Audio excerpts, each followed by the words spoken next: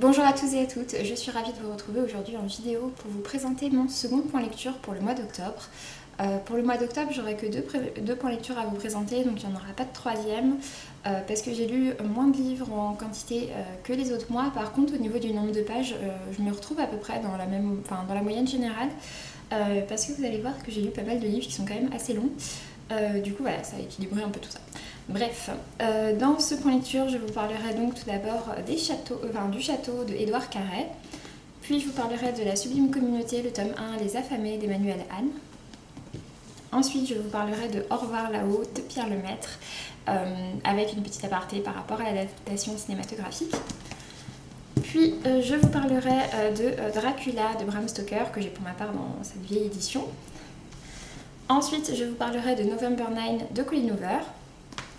Et enfin, je terminerai avec le dernier Brandon Sanderson, Jeu de masques. Je vais donc attaquer tout de suite avec Le Château de Édouard Carré. C'est une lecture que j'avais mis dans ma palle pour le Pumpkin Autumn Challenge, qui est un challenge autour d'Halloween et de l'automne, parce que je trouvais qu'il correspondait assez bien. Il est dans une ambiance assez creepy. En fait, donc, on va suivre ce qui se passe dans la famille des ferrailleurs. Les ferrailleurs vivent dans une grande demeure qui est située au milieu d'une décharge, tout simplement parce que la famille ferrailleur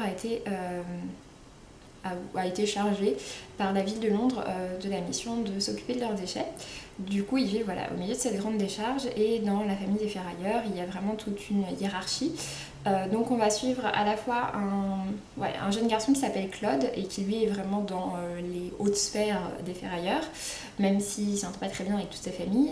Et on va également suivre Lucie, qui est une jeune orpheline qui a été récupérée dans son orphelinat parce que, vu qu'elle a un petit peu de sang ferrailleur, elle est accueillie dans la maison de ferrailleur où en fait elle doit travailler en tant que servante.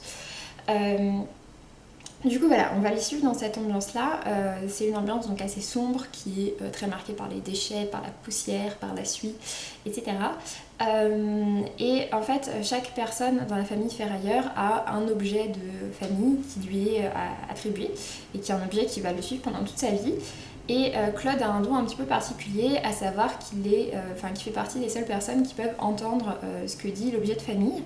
Donc la plupart du temps, il va dire uniquement son nom, sauf qu'à partir de l'arrivée de Lucie Pennante dans la famille, eh bien certains objets vont commencer à se détraquer. Du coup, on va avoir toute l'histoire par rapport à ces fameux objets. J'ai trouvé ça assez intéressant. C'est une histoire qui est originale, qui est assez creepy, qui se lit facilement. Donc voilà, j'ai plutôt bien aimé, je lui ai mis la note de 15 sur 20. Je dirais le tome 2 qui est sorti maintenant en poche, et je crois que le tome 3 est sorti en grand format si je dis pas de bêtises. En tout cas voilà, je continuerai cette série, ça fait pas spécialement partie de mes priorités, parce que je trouve que la fin ouvre sur de nouvelles possibilités mais résout quand même l'histoire en question. Mais en tout cas j'ai bien aimé, je vous recommande la découverte si ça vous tente.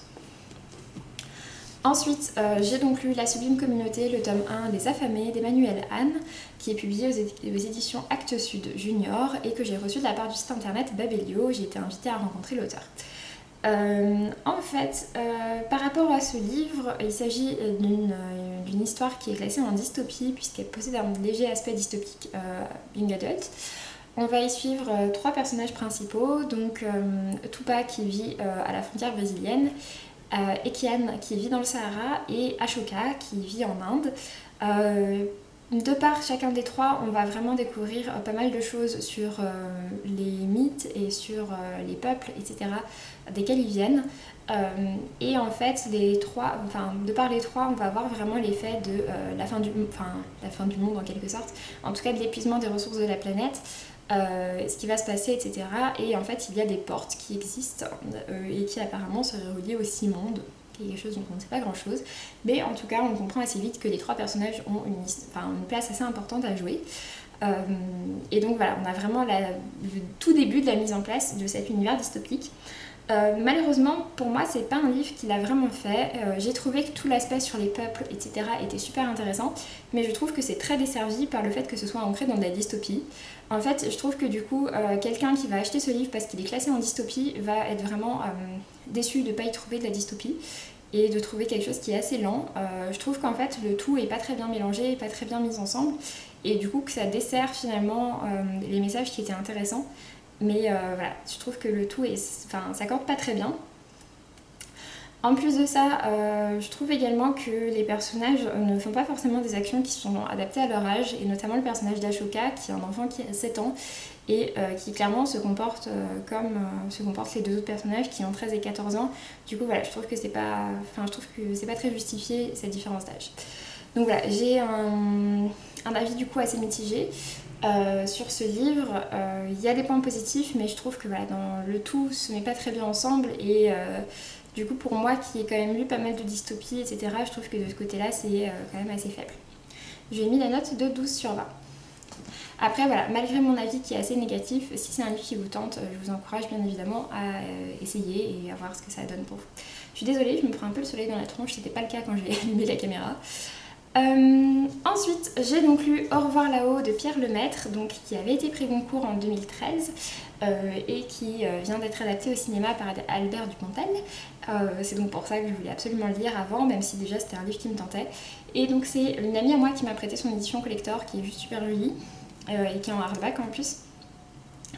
Du coup, pour Au revoir là-haut, pour ceux qui ne connaîtraient toujours pas l'histoire, il s'agit de l'histoire de deux soldats, donc Albert et Édouard, qui reviennent vivants de la Première Guerre mondiale, mais cette guerre a vraiment laissé de très fortes traces sur eux, que ce soit émotionnel ou physique, et notamment sur Édouard, qui est une gueule cassée maintenant. Et en fait, voilà, on va vraiment voir la fin de la guerre, on les découvre vraiment quelques jours avant l'armistice, et ensuite on voit comment ils essayent de se réadapter à la vie de tous les jours, en sachant qu'avant ça, Édouard doit passer par les hôpitaux militaires, puisqu'il est très blessé et défiguré. Et ensuite, voilà, on voit vraiment comment ils essayent de se réadapter à la vie de tous les jours, en sachant que c'est pas facile. Comme c'est marqué au dos,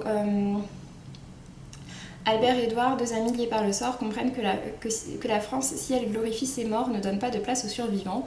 Donc voilà, ils sont vraiment dans une société où les morts sont très mises en avant, mais les survivants, on les oublie un peu, on passe un peu à autre chose.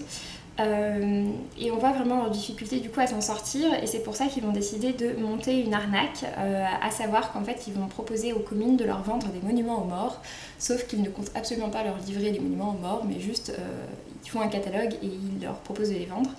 Et du coup voilà, ils reçoivent les premiers paiements et hop, ils se cassent.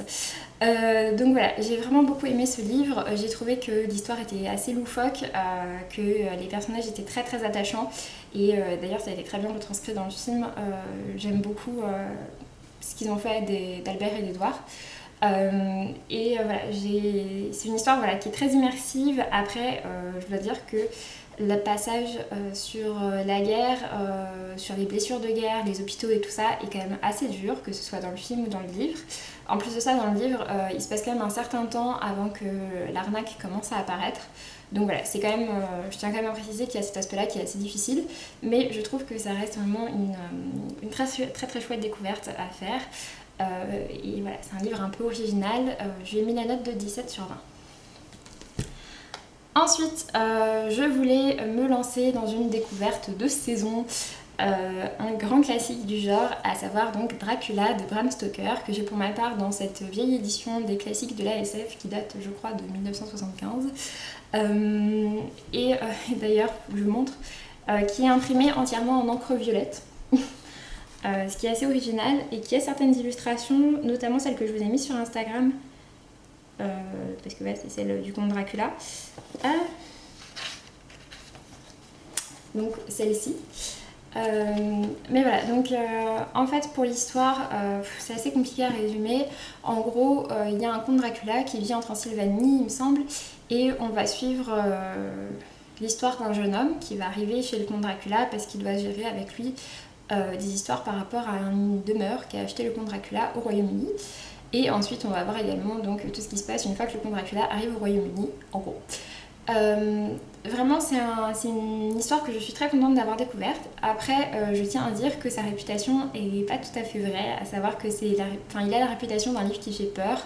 Et je trouve vraiment pas que ce soit un livre qui fasse peur, et pourtant je suis une grosse chochotte. Mais voilà, je trouve que c'est plus un livre gothique, voire romantique, et qui est beau et voilà. Mais je trouve pas que ça fasse spécialement peur, il y a une ambiance un peu glaçante, mais j'irai pas jusqu'à dire que ça fait peur.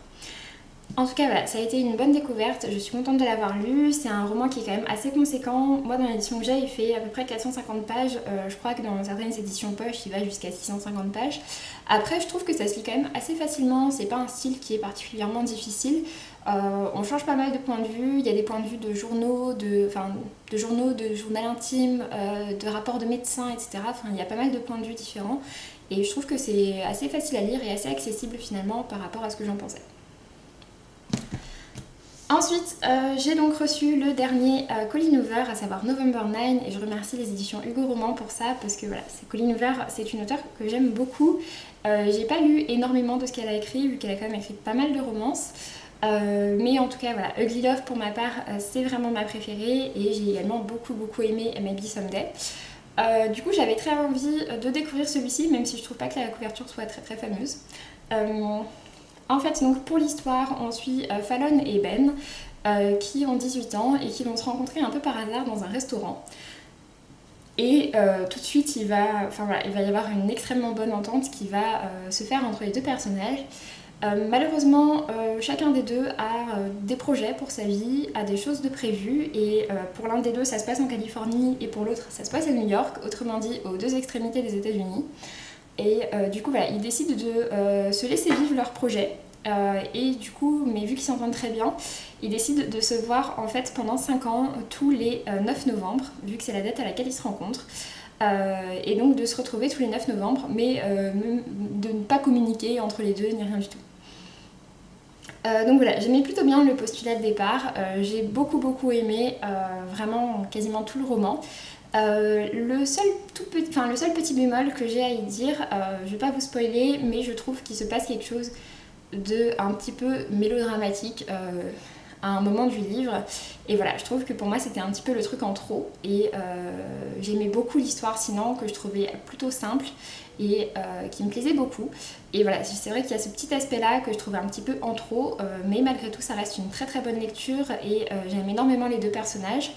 Et c'est vrai que voilà, le personnage de Fallon est un personnage très attachant. C'est une jeune fille qui a été assez marquée par un accident, et on voit vraiment comment elle essaye de surmonter ça, et en partie grâce à Ben. Et j'ai beaucoup aimé cet aspect-là. Je lui ai mis la note de 17 sur 20, et vraiment c'est une lecture que je vous recommande. Et ensuite, pour terminer, j'ai donc reçu également le dernier Brandon Sanderson, donc Jeu de masques, et je remercie le livre de poche pour cette réception. Donc en fait, Jeu de masques, il s'agit du tome 5 de la série Fils des Brumes. La série Fils des Brumes est composée de 2 parties différentes. La première partie, il s'agit donc de la première trilogie, qui est donc vraiment ma trilogie coup de cœur de tous les temps, et on peut tout à fait s'arrêter à la fin de cette trilogie-là. Et ensuite, en fait, donc la première trilogie, du coup, c'est de la fantasy plutôt médiévale. Et après ça, Brandon Sanderson a décidé de reprendre son univers qu'il avait créé, mais avec une nouvelle histoire, des nouveaux personnages et tout ça, mais qui s'inscrivent en gros 400 ans après la première histoire. Donc du coup, voilà, oui, forcément c'est plus les mêmes personnages, ni rien du tout, mais on a quand même ce même univers, mais qui a beaucoup évolué, puisque cette fois-ci on est dans une ambiance à cheval entre le victorien et le Far West, mais qui est vraiment très sympa. Et je trouve que cette idée de faire évoluer son monde et faire évoluer du coup également la magie de ce monde-là était juste super intéressante, et vraiment chapeau pour ça. Du coup, par rapport au tome 4, donc l'alliage de la justice, je l'avais plutôt bien aimé, mais sans plus. J'ai vraiment préféré ce tome 5, Jeu de masques, tout simplement parce qu'en fait il est beaucoup plus relié avec la première trilogie, et vu mon amour pour la première trilogie, forcément ça me plaît énormément. Dans cette seconde époque, en fait on va suivre Wax et Wayne. C'est d'ailleurs le titre, enfin sous-titre de cette seconde époque. Wax et Wayne sont 2 hommes qui sont constables, et du coup en gros ils travaillent avec la police, avec les forces de l'ordre, même s'ils ne sont pas vraiment policiers, mais en gros voilà, ils arrêtent des hors-la-loi, etc. Et ce sont 2 personnages qui sont très sympas, j'aime beaucoup le duo qu'ils forment. Wax est un lord qui est parfois presque un peu coincé, alors que Wayne est quelqu'un d'assez débridé. Et en plus de ça, donc on a également Steris, donc la jeune fiancée de Wax, et également Marazi, qui est un personnage que j'aime beaucoup, qui est une jeune constable qui elle est vraiment dans les forces de l'ordre, qui est enquêtrice, etc. Donc voilà, vraiment j'ai beaucoup aimé. Et pour ce qui est de Fils des Brumes, si vous ne connaissez pas le principe, en fait c'est un univers dans lequel les personnages tirent leur pouvoir de métaux qu'ils absorbent. Et du coup voilà, il y a toute une série de métaux, chacun a un pouvoir bien précis et il y a 2 types de pouvoirs possibles à chaque fois, donc les pouvoirs allomantiques qui sont les plus fréquents et les pouvoirs ferrochimiques. Et donc la plupart des personnes ne peuvent brûler qu'un seul des métaux. Dans ce cas-là, ils sont un fils du métal. Éventuellement, ils peuvent être un double fils s'ils peuvent posséder à la fois le pouvoir allomantique et ferrochimique du même métal. Après, je crois qu'il y en a qui peuvent posséder les pouvoirs de 2 métaux qui sont complémentaires. Et puis après, donc, il y a les fils des brumes qui, eux, peuvent posséder les pouvoirs de tous les métaux qui existent. Donc voilà, en tout cas pour moi ça a été une très très bonne lecture avec ce tome 5 que j'ai vraiment préféré au tome 4 et qui me laisse de très très bons espoirs pour la suite. Vraiment je vous le recommande, c'est excellent. Il faut par contre vraiment lire la première trilogie avant de se plonger dans les tomes 4, 5 et 6 qui viendra après. Mais en tout cas voilà, c'est une excellente série et je vous la recommande encore et encore. Sur ce, j'en ai donc fini avec cette vidéo, j'espère que ça vous aura plu. Si c'est le cas, n'hésitez pas à me laisser un petit commentaire si vous avez lu un de ces livres ou sinon un d'eux vous tente. Et puis sinon, n'hésitez pas à me parler par exemple de votre dernière lecture en cours. Sur ce, j'en ai fini avec cette vidéo, j'espère qu'elle vous aura plu et je vous dis à très bientôt. Salut!